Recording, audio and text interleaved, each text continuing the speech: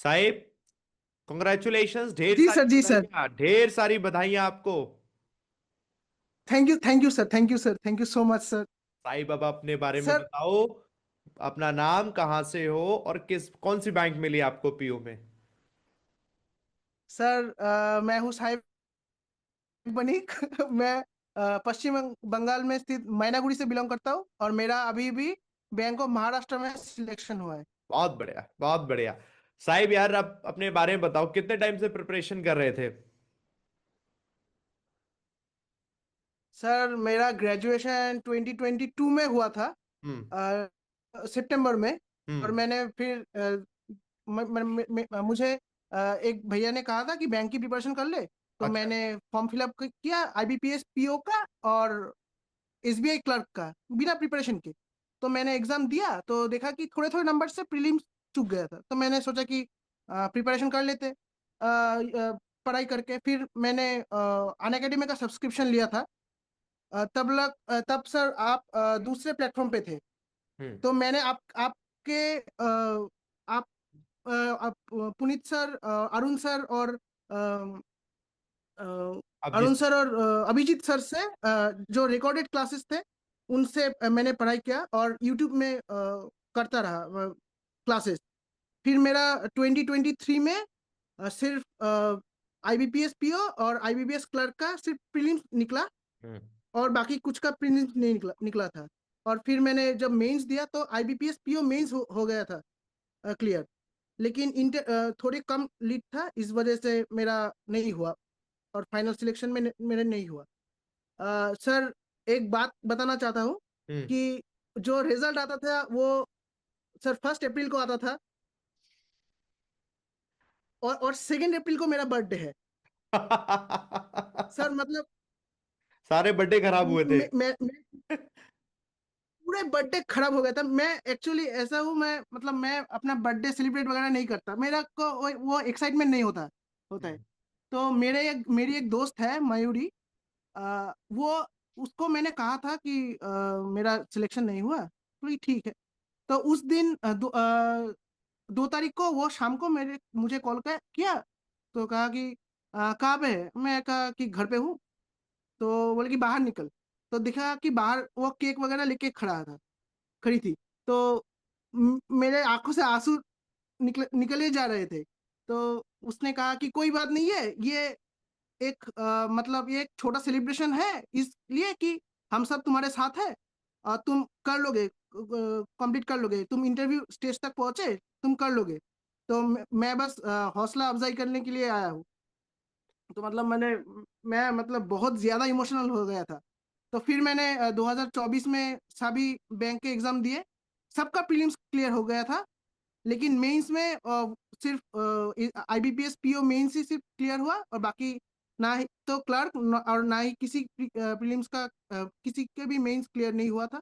फिर मैं 24 में भी इंटरव्यू स्टेज तक पहुंचा आईबीपीएस पीओ, और फिर मैं फेल हो गया। और तब तक मेरा एज भी 28 हो चुका है और मैं क्लर्क के एग्जाम भी नहीं दे पा रहा था। तो इस साल मैंने सिर्फ SBI PO, SBI clerk, sorry SBI PO, IBPS PO और आईबी आरआरबी पीओ, ये 3 फॉर्म फिलअप किया। हम्म। तो प्रीलिम्स निकल गया, मेंस भी दे दिया। एसबीआई का मेंस नहीं निकला, आईबीपीएस का मेंस निकला, आईबीपीएस पीओ का। और आरआरबी का तो अभी रिजल्ट नहीं आया। आ भी जाए तो फिर मैं अगर इंटरव्यू के लिए सिलेक्ट भी हुआ तो भी मैं नहीं जाऊंगा, क्योंकि किसी एक स्टूडेंट का सीट खराब करके क्या फायदा, मेरा हो चुका है। तो मैं फिर इंटरव्यू देने गया, और इंटरव्यूअर मुझे लास्ट ईयर के इंटरव्यू पैनल से मुझे लगता है कि एक मैम और एक सर कॉमन थे। तो अच्छा। उन्होंने मुझे पहचान लिया कि हम्म। आपको आप शायद लास्ट ईयर भी आए थे। जी मैं कहा कि जी सर मैं आया था। तो हमारे इंटरव्यू ज्यादातर बंगाली में ही हुआ था। तो उन्होंने कहा कि हाँ आपको पहचाना पहचाना दिखा दिखा लग रहा है, क्योंकि आप लोग आपकी क्या मुझे पहचानते हो आप हम में से किसी को? मुझे लगा कि शायद सर मैं आपको पहचानता हूँ और मैम को भी पहचानता हूँ, मुझे लग रहा है हल्का हल्का। फिर इंटरव्यू बहुत ही बढ़िया गया। अभिजीत सर के जो बैंकिंग अवेयरनेस के क्लासेस मैंने किए थे उससे बहुत ज्यादा हेल्पफुल हुआ था। चेक्स के बारे में पूछा, उन्होंने एटीएम के बारे में पूछा, उन्होंने इसके अलावा हाँ किसान क्रेडिट कार्ड और हाँ एटीएम का, चेक का, और हाँ ये चेक्स के बारे में भी कई दफा पूछा था, बहुत से हम्म। क्वेश्चंस वगैरह पूछे थे। और फिर जाते वक्त उन्होंने पूछा कि लास्ट ईयर कितने नंबर से रह गए थे, तो हम्म। मैंने कहा कि इंटरव्यू में 73 मिला और हाँ। ऐसा ही हुआ था। हाँ। तो फिर बोले कि इस साल हो जाएंगे। तो मैं तो जब मार्क्स निकला मेंस का, तब देखा कि 17.25 का लीड था। तो एक जो भैया थे उससे पूछा, तो बोले कि हो जाएगा, तू मिठाई वगैरह लेके आ। फिर आज मतलब कल सारी रात में 2-3 बार जगा और हाँ। मेरा नींद प्रॉपर हो ही नहीं रहा, हुआ ही नहीं। और आज जब देखा तो मैं मतलब बहुत ज्यादा खुश हूँ, मतलब और क्या ही कहे। और उस वक्त मैंने कॉल किया था तो आप मिठाई अभी लेने सर, जा रहे थे, हाँ? हाँ जी सर, जी सर। वो मिठाई खत्म ही हो चुका है सर। बहुत बढ़िया, अच्छा है। खाओ यार, खूब बढ़िया खाओ खिलाओ। अब ये बताओ, आज जब रिजल्ट आया उस वक्त आपका रिएक्शन जी कैसा सर। था? Heart beat, reaction? मेरा छोटा भाई सो रहा था और मम्मी जी किसी से बात कर रही थी, और पापा जी वो उधर गार्डन में कुछ काम कर रहे थे। तो हम्म। मैंने अपने वो दोस्त जो है मयूरी, उनसे कॉल किया। तो कॉल करके कहा कि तुम मेरे मम्मी को बता दो कि उसका बेटा अफसर बन चुका है। और मम्मी जो शॉक, मेरा भाई बिस्तर से झटका मार के उठ गया, और हम मतलब आस पास भी लोग मतलब चिल्ला, अरे क्या हो रहा है, क्या हुआ है बनी घर पे। तो मतलब बहुत ज्यादा खुश था सर। मतलब अ, अरे मतलब कि अब मैं क्या कहूँ सर, मतलब मेरे जुबान टूट गई। सर मतलब 3 साल की कड़ी मेहनत, सर वो सर जब आखिर में रंग लाती है तो अब और क्या ही चाहिए। समझ सकता हूँ मैं। ये बताओ साहिब, जब इन 3 सालों में कभी, जब आपके सिलेक्शन नहीं हो रहा था और आपकी उम्र भी 28 हो गए थे, तो एक टाइम ऐसा लगा था कि यार, ऐसा लग रहा है कि मुझसे होगा नहीं, या फिर मैंने कहीं गलत स्ट्रीम तो नहीं चूज कर ली? सर कई दफा लगा, झूठ नहीं बोलूंगा, लेकिन पुनीत सर एक बात बहुत कहते थे कि जान लगा दो या जाने दो। तो मैंने कहा कि मैं जान लगा दूंगा। अगर इस जाने साल भी नहीं। नहीं होता तो जाने देता, क्योंकि हाँ। उम्र भी बहुत हो गई है। और फिर मैं दूसरे कोई प्राइवेट कंपनी वगैरह में जॉब करने का सोचता। अच्छा, मुझे एक बात मतलब बताइए। अभी, जी सर। हाँ, आप कंटिन्यू करिए। नहीं सर, आप पूछिए पूछिए पूछिए। मुझे ये पूछना है, अभी जैसे बहुत से एस्पिरेंट आपको देख रहे हैं, आपकी जर्नी से इंस्पायर जी होंगे। सर। आप जब मॉक लगाते थे तो मॉक में स्कोर कम भी आता होगा, तो जब मॉक में जी सर। स्कोर कम आता है उस वक्त आपने क्या किया जिससे आपने अपने स्कोर को इम्प्रूव किया? वो आप अपनी स्टोरी सुनाइए ताकि सारे जो एस्पिरेंट्स हैं वो सुन के सीख पाए। जी सर, पहले मैं इंग्लिश से बताना चाहूंगा हम्म। कि इंग्लिश में मेरा सबसे ज्यादा जो गलती होता है वो पैरा जंबल में होता है। हम्म। मतलब वो जो पेयर वाली टेक्निक बता रहे थे आप, हम्म। तो वही मैं पेयर में ही जो है वो दिमाग में कर रहा था और हाँ। नोटबुक में लिख रहा था हाँ। कि शायद डी के बाद ए होगा, या ऐसे ऐसे हाँ। पेयर करके के कर रहा था। हाँ। लेकिन कभी कभी ये होता है कि वो डी ए जो है वो पहले ना होकर दूसरे पे आ जाता है। हाँ। तो उस वजह से मेरा वो पांचों जो है पांच ही गलत हो जाते थे। तो इसमें मैंने बहुत ज्यादा वर्क किया।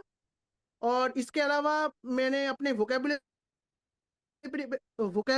पर भी बहुत ज्यादा काम किया। आपका जो हिंदू एडिटोरियल है वो भी बहुत ज्यादा हेल्पफुल था। हम्म। फिर मैं अगर रीजनिंग की बात करूं तो मेरा जो ब्लड रिलेशन है वो बहुत ही ज्यादा गंदा था। हम्म। वो एक मतलब एक वक्त ऐसा था कि मेरा मैंने मतलब एक भी ब्लड रिलेशन होता ही नहीं था। तो मैंने हम्म। एक दिन ठान ली कि मैं ब्लड डोनेशन करके ही रहूंगा।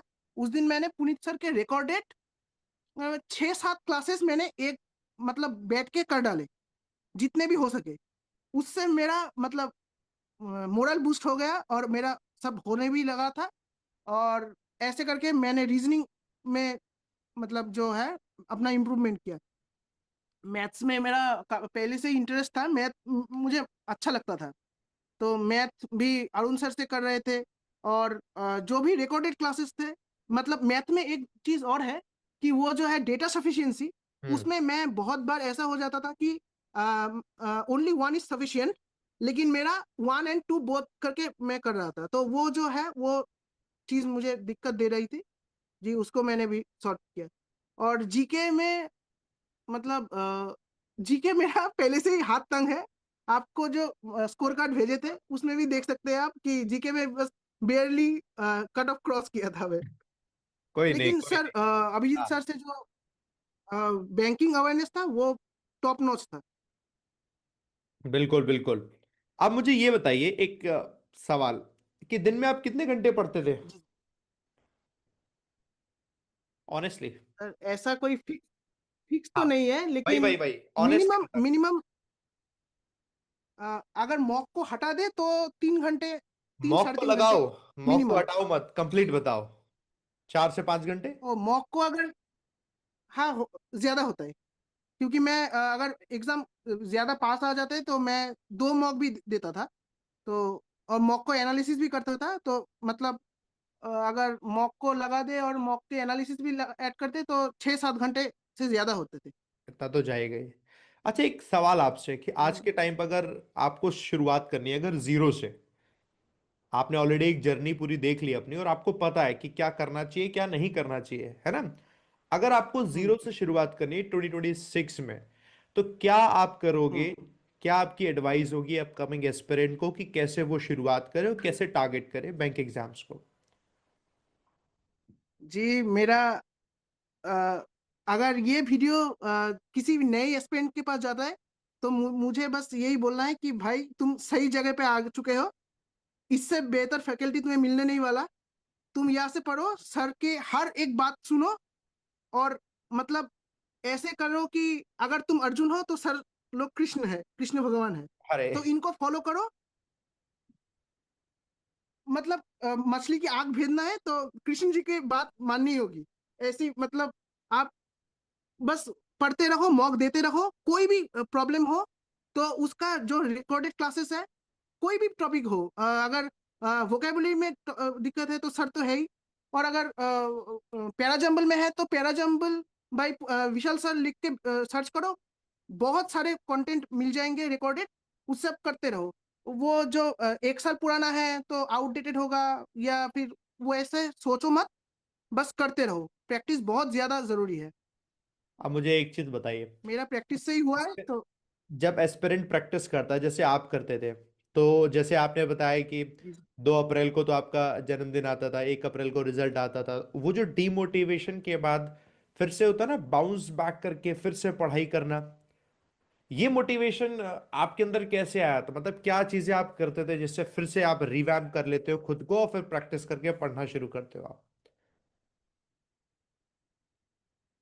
ये सर 2 अप्रैल को, मतलब अभी क्या ही बोले बोले कि घर वाले तो, मतलब मम्मी जी तो रोती है, पापा रोते नहीं।